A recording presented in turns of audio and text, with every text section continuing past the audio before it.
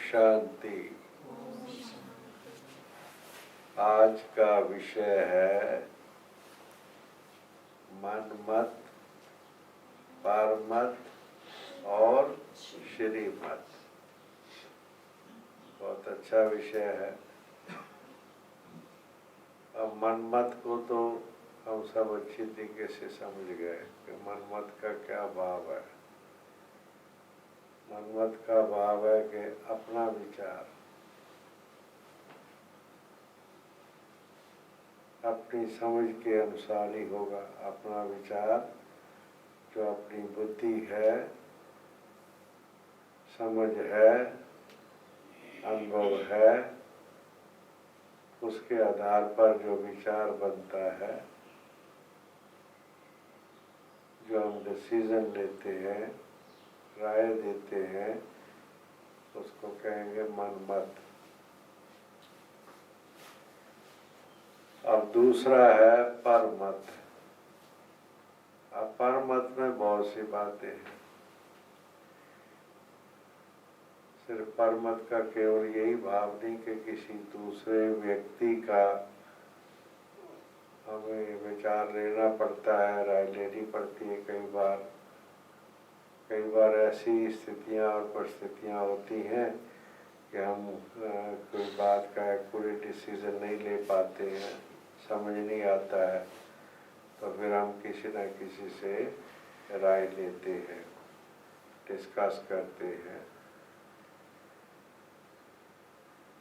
तो उसका जो फिर विचार अच्छा लगता है, हमें समझ आता है, और कई दफ़ा जब उसके विचार के अनुसार कार्य करते हैं तो वो समस्या का समाधान भी हो जाता है।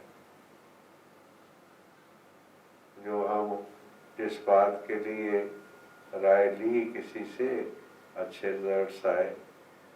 रिजल्ट्स आए तो उसका ये हुआ कि उस व्यक्ति का फिर धीरे धीरे हमारे ऊपर प्रभाव ज़्यादा हो जाता है। कोई भी बात होगी, अच्छा उसके पास जाके राय लेंगे, उसे बात करेंगे। तो ये भी एक किस्म की कहने में आएगा अधीनता है, व्यक्ति की अधीनता।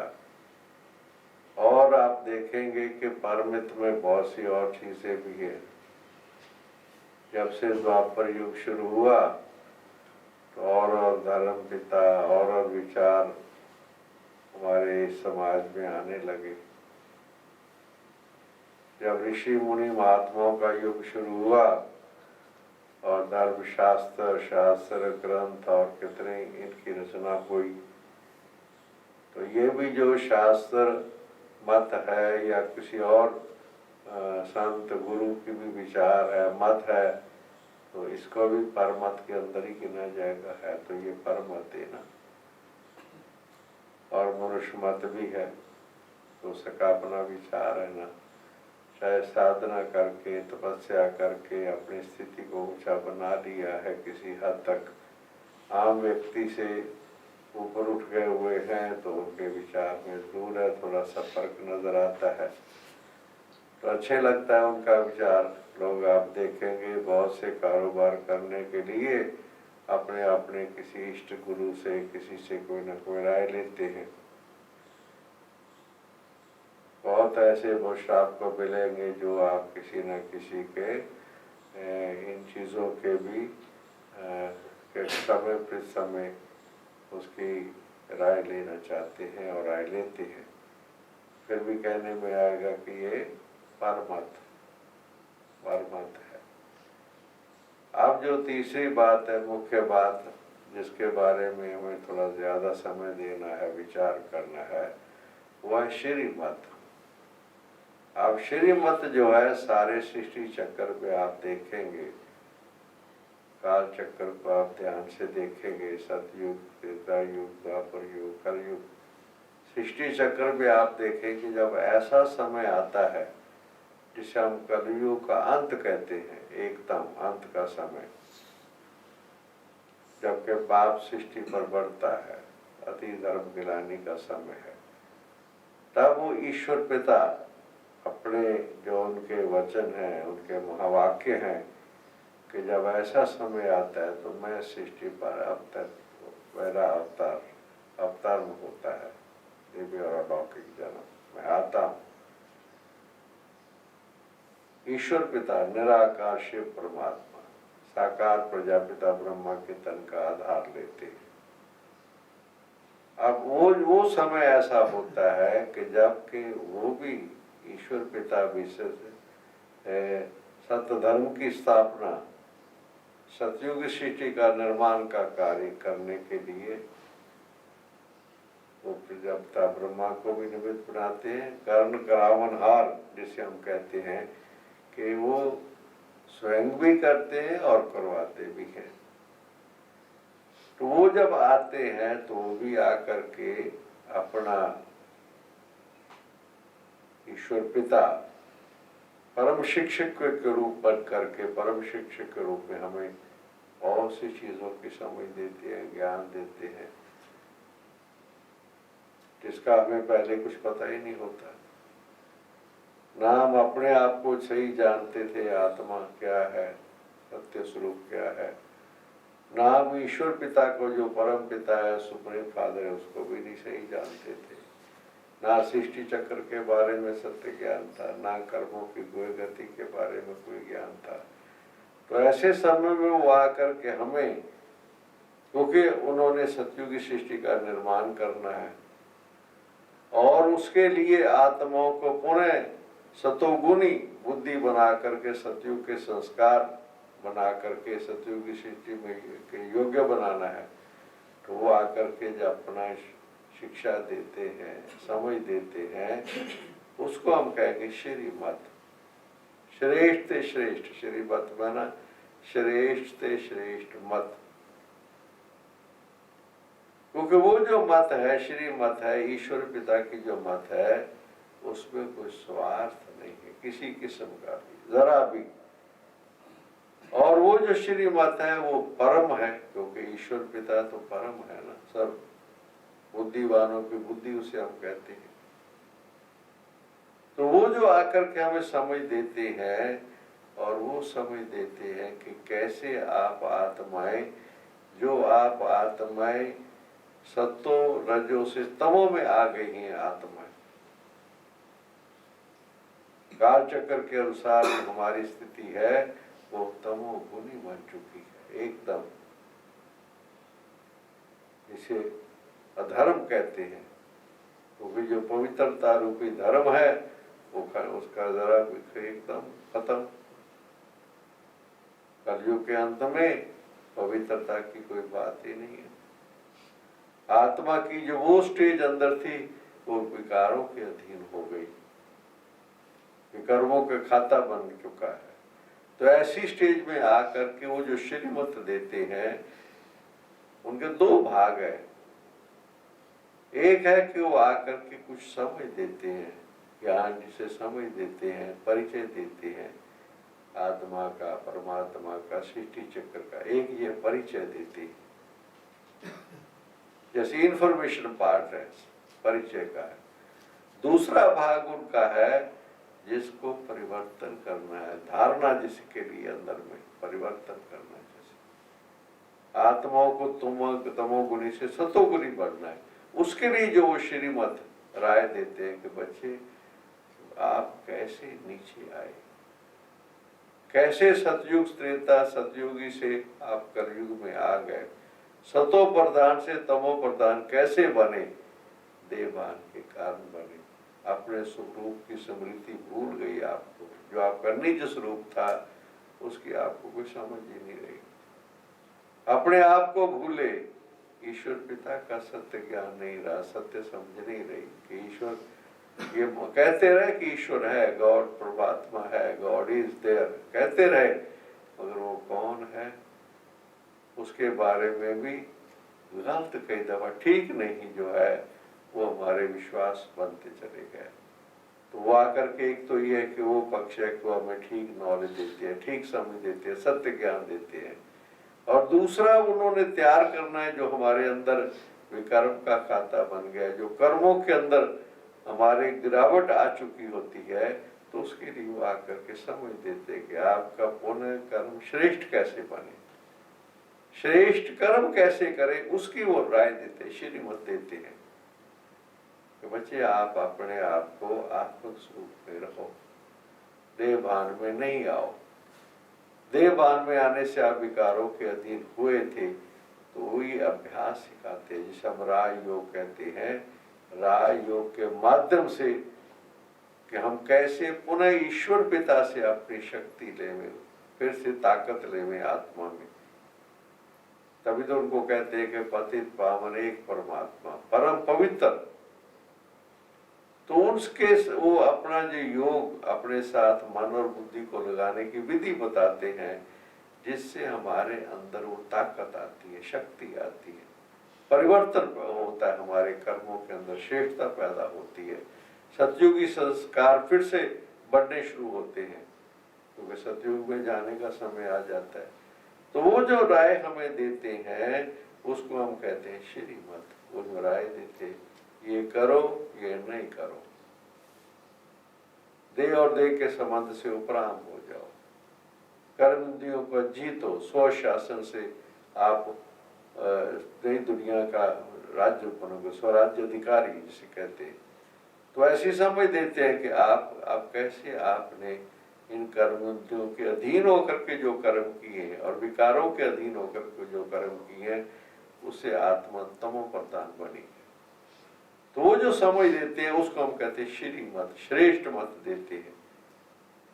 अब क्या होता है कि वो श्रेष्ठ मत देते हैं कि श्रेष्ठ मत कहाँ से मिलती है, हमें कैसे मिलती है।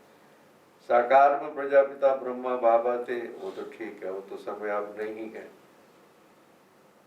फिर अव्यक्त बाप दादा के रूप में भी उन्होंने पालना दी, बहुत समय तक गुरुदार दादी के द्वारा भी हमें बहुत सी पालना मिली, अव्यक्त पालना मिलती रही। अब जैसे कि हमारे सामने वो जो मुरलियां हैं, जो साकार प्रजापिता ब्रह्मा के माध्यम से शिव बाबा ने मुरली चलाई या अव्यक्त रूप में मुरली चली, वो हमारे सामने है, हमारे पास है। हम उनको अंदर अच्छी तरीके से देखें, समझने की कोशिश करें, बहुत प्यार से अच्छी तरीके से आराम से बैठ करके उसको हम समझने की कोशिश करें। पहले क्योंकि फर्स्ट होता है अंडरस्टैंडिंग, प्रॉपर अंडरस्टैंडिंग।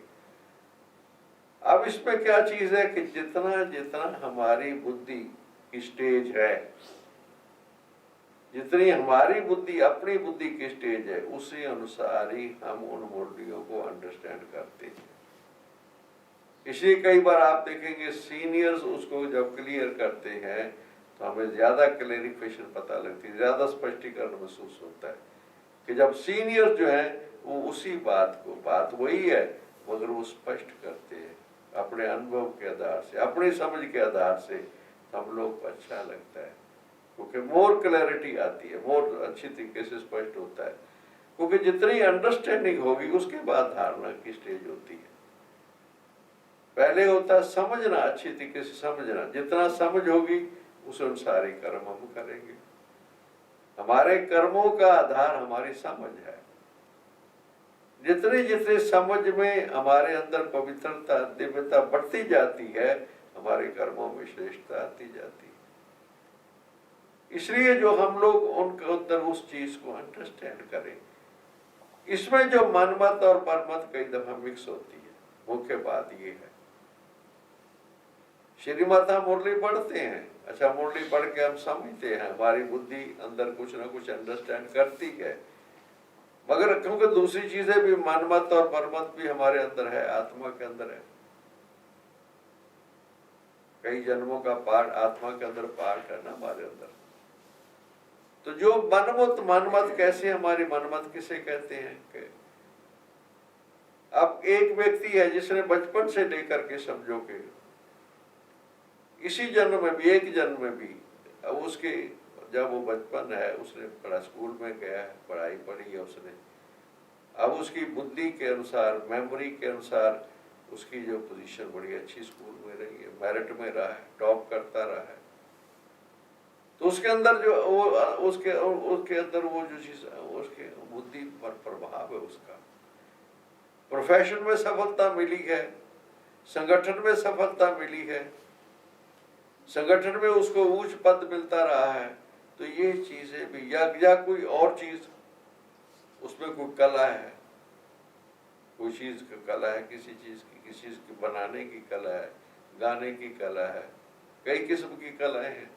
तो जो वो कलाएं उसको इस जीवन के अंदर उसको में सफलता मिली है, प्रभाव हुआ है उसका, उसको सम्मान मिला है, उसके कारण भी बुद्धि के अंदर सूक्ष्म में अभिमान, सूक्ष्म अभिमान के अंदर पैदा हो जाता है कि मेरी मैं बहुत ठीक हूँ, मैं राइट हूँ, क्योंकि वो राइट रहा है, सफलता उसको मिलती रही है। मगर उसके कारण यहाँ पर भी आकर के मैंने देखा है कि ऐसी आत्माएं खास तौर पर वो ईश्वरीय मत को अच्छे तरीके से अंडरस्टैंड करे या सबके साथ मिलकर के कार्य करे, संगठन में कार्य करे, उसमें कईयों को कठिनाई पैदा होती है। मेरा ये अनुभव है, कठिनाई पैदा होती है, क्योंकि वो जैसे कि पहले उसके लौकिक में उसकी बुद्धि जो उस ढंग से रही है, तो यहाँ पर भी वो क्या समझता है, नहीं क्या है, बस ये अनपढ़ लोग हैं, उस ढंग से ऐसे समझते हैं, मेरा विचार। तो ये मन मत जो है कई दफा श्री मत के अंदर मिक्स हो जाती है, ऐसे पर मत भी है। मैंने कई दफा देखा है कि वो पर मत के किसी न किसी आत्मा के खास तौर पर या किसी न किसी गुरु महंत के शास्त्र के अधीन उनको उस विचार से प्रभावित हो जाते हैं। यहाँ भी जब आएंगे बाबा की मुरली सुनेंगे या उनको अच्छा लगेगा, बहुत अच्छा लगेगा, फिर कहेंगे अच्छा हाँ फलाने शास्त्र में भी ऐसा ही लिखा है, ऐसे बोलेंगे। फलाने महात्मा वो भी ऐसे ही करता है, उसका प्रवचन भी आप सुनेंगे ना, बिल्कुल आप जैसा ही है, वो ऐसे कहेंगे बिल्कुल। तो ये जो पर मत को अंदर मिक्स करने की कोशिश करते हैं, अंदर ये भी कहेंगे कि ये तो ईश्वर की मत है। अगर ईश्वर की मत आपका विश्वास है तो फिर वो तो देहधारी की मत है, चाहे कोई संत है, चाहे कोई गुरु है, चाहे कोई शास्त्र है, वो तो देहधारी है ना। फिर भी उस ये जो ईश्वरीय मत जो है, ये बुद्धि में है कि नहीं यही राइट है, इस समय पर यही राइट है, बिल्कुल एक्यूरेट, बस और चीजों की तरफ नहीं। जैसे बाबा कहते हैं बच्चे बस इससे उपराम हो जाए, बस ये बस इसके प्रभाव से खत्म हो जाए, ये प्रभाव खत्म हो जाए, परमत का और मनमत का प्रभाव ना रहे बिल्कुल। इसको कहते हैं सरेंडर, समर्पण होना, बुद्धि का समर्पण होना। बुद्धि कौन सी समर्पण होना? जो पहले की मेरी बुद्धि है, मेरी बुद्धि पर कई चीजों का प्रभाव है, उस प्रभाव से मुक्त होकर के अब केवल एक श्रीमत कोई अंदर में अपना, उसके अनुसार एक विचार। नहीं तो यहाँ पर आने के बाद भी उधर बाबा का मत मिलती है, मुरली से बाबा की बात मिलती है, उधर अपना विचार होता है। बाबा कहेगा बच्चे योग करना है ना, आंखें खोल के बच्चे बैठो। अब भगवान के माँ बाप के कि आंखें खोल के बैठो, ऐसे बैठो नहीं, कहीं आपको देखेंगे कि नहीं आंखें बंद करके ना, बड़ा अच्छा लगता है। अब उनके अंदर क्या चीज है, वो अंदर वो जो उनके अंदर मन मत और परमत का प्रभाव है, क्योंकि भक्ति मार्ग में आंखें बंद करके बैठते हैं। यहाँ भी वो ऐसे कहेंगे नहीं भाई जी बहन जी बस आंखें बंद करते हैं ना, बड़ा अच्छा लगता है। तो ये क्या चीज है? ये मनमत का और परमत का प्रभाव है। श्रीमत को अंदर समझते हुए भी, श्रीमत को समझते हुए भी बाबा का बच्चे अब समय आ गया है, बच्चे तैयारी करो, वापस जाना है, सतयुग की सृष्टि आज नजदीक आ रही है, अंदर अपने को समेटो, विस्तार में ना जाओ, अब समेटो क्योंकि वापस जाना है। अब समझते हैं बिल्कुल बाबा ने क्या कहा, रिपीट करेंगे, बाबा ने क्या कहा, मुरली में ऐसे आया, ये कहा, बोलेंगे ऐसे, मगर प्रैक्टिकली आप देखेंगे कि विस्तार में पड़े हुए, चक्रों में पड़े हुए।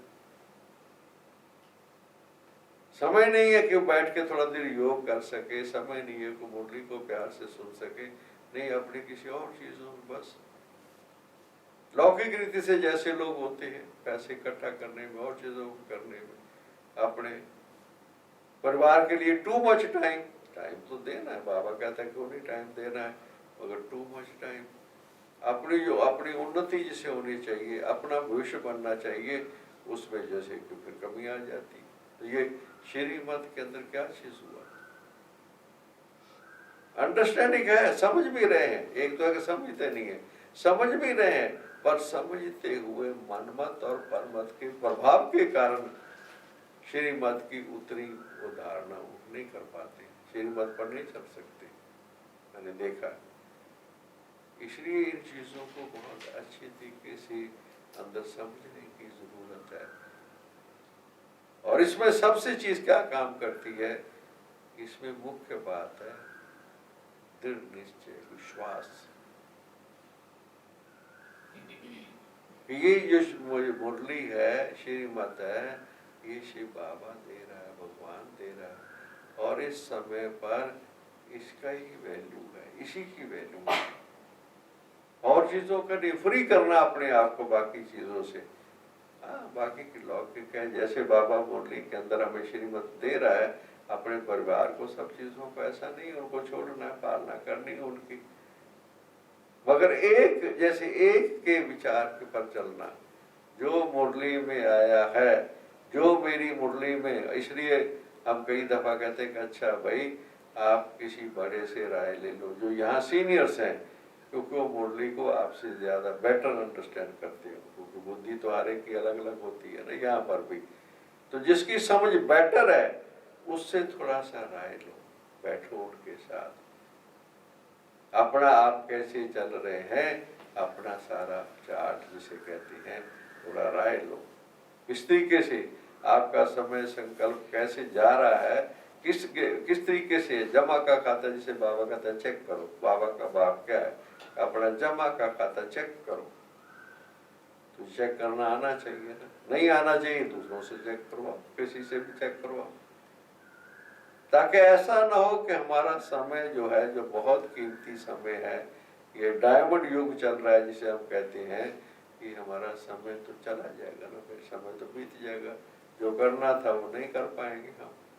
और चीजों में मैंने देखा, यहाँ पर भी श्रीमत है, बाबा कहते बच्चे टाइम वेस्ट ना करो, टाइम बहुत वैल्यूएबल है, पर कितने भाई बहने हैं जिनका टाइम कितना वेस्टेज होता है।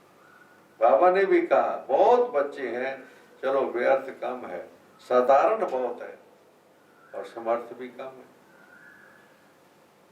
कैसे समय अपना जो है, इतना समय बैठ के इस बुल्टी को स्टडी करे, मनन चिंतन करे, अपने योग की स्टेज को अच्छा, क्वालिटी को अच्छा बनाए, किसी को सेवा करे, अनुभव सुनाए, कितना बढ़िया, कितना टाइम सफल कर सकते हैं। पर नहीं, और चीजों में ये साइंस की चीजें बनी हुई अच्छी चीजें हैं, कई अच्छा भी ठीक है, पर इसका ये माना नहीं है कि हम उसमें इतने टाइम अपनी एनर्जी लगा देंगे, तो ये श्रीमत तो नहीं है। इन चीजों की तरफ ध्यान देना, दूसरी चीजों कईयों को आदत होती है दूसरे लिटरेचर पढ़ते रहना, औरों की किताबें पढ़ते रहना, बहुत सा ऐसा अपना टाइम। कई मैंने रिटायर्ड लोग देखे, और क्या करेंगे, और कुछ नहीं है, न्यूज़पेपर ही पढ़ते रहेंगे सारा दिन। अरे भाई चलो थोड़ा सा कुछ ठीक है, कोई बात नहीं, सारे किस्म का नेगेटिव समाचार अपने अंदर डालते रहना, स्थिति कैसे बनेगी, उनकी कैसी स्थिति अच्छी हो सकती है। क्योंकि न्यूज में तो क्या चीजें, कितने कई चीजें, न्यूज़पेपर में, रेडियो में, टीवी में क्या क्या चीजें नहीं है। हम न्यूज देखने के लिए कई दफा मैं देखा टीवी कई लोग देखते हैं, पर उसके अंदर जो ऐड आता है वो कितना बेकार होता है, तो देखने में तो आएगा ना, फिर उसका इफेक्ट तो आएगा। फिर ये श्रीमत नहीं है, ये श्रीमत के विरुद्ध हमारे से होता है। बाबा बिल्कुल नहीं कहता 9 बच्चे, अपना उतना जैसे बात थोड़ा सा जो बहुत आवश्यक, बहुत आवश्यक है, अच्छा वो आप इन चीजों की तरफ ध्यान दो, टाइम दो, बाकी चीजों में नहीं जाओ। कई अपना समय दूसरों के मामले में सुलझाने में लगे रहते हैं, अपनी एनर्जी उसमें लगाते रहते, टाइम वेस्ट करते रहते। अपना बाबा कहता अपनी गोद तुम नशा चढ़े, बस दूसरों के बारे में, कई स्वभाव संस्कार के बारे में मैंने देखा है, उसमें ज्यादा टाइम देते हैं, कितना उनकी अच्छी शुभ भावना, शुभ कामना, अपने लिए टाइम नहीं है, और कहते हैं दूसरे के संस्कार अच्छे हो जाए बस। अच्छा है, बाबा कहते शुभ भावना शुभ कामना रखो, अच्छी बात है, और इसका ये माना तो नहीं है कि मैं अपने परिवर्तन की ओर कम समय दूं और दूसरे को परिवर्तन के लिए अब सोचता रहूं हर वक्त ये बदल जाए बस। एक ही अंदर संकल्प रखेंगे कि ये बदल जाए बस, ये बदलेंगे तो मैं ठीक हो जाऊंगा। बाबा ने ये थोड़ा कहा है, बिल्कुल बाबा ने कहा स्व परिवर्तन से विश्व परिवर्तन। इसलिए मन मत और परमत श्रीमत के अंदर जो मिक्स हो जाती है वो हमारी स्थिति को आगे बढ़ने नहीं देती है। जो हमारी रियल प्रोग्रेस होनी चाहिए नहीं होती है। फिर संतुष्टता नहीं होती, फिर खुशी नहीं होती, फिर उमंग उत्साह नहीं होता, फिर जो कार्य में ईश्वरीय कार्य में हमारा सहयोग भाग्य बनना चाहिए वो भी कम बनता है। हमारा तन मन धन जो बाबा के कार्य में लगे, समय संकल्प लगे और हमारा श्रेष्ठ भाग्य बने, उसमें कमी आ जाती है। इसलिए उसको श्रेष्ठ भाग्य बनाने के लिए हमें इन चीज़ों से बहुत जो बाबा की श्रीमत को एक्यूरेट समझना है और उसके अनुसार एक्यूरेट चलना है। ओम शांति, ओम शांति।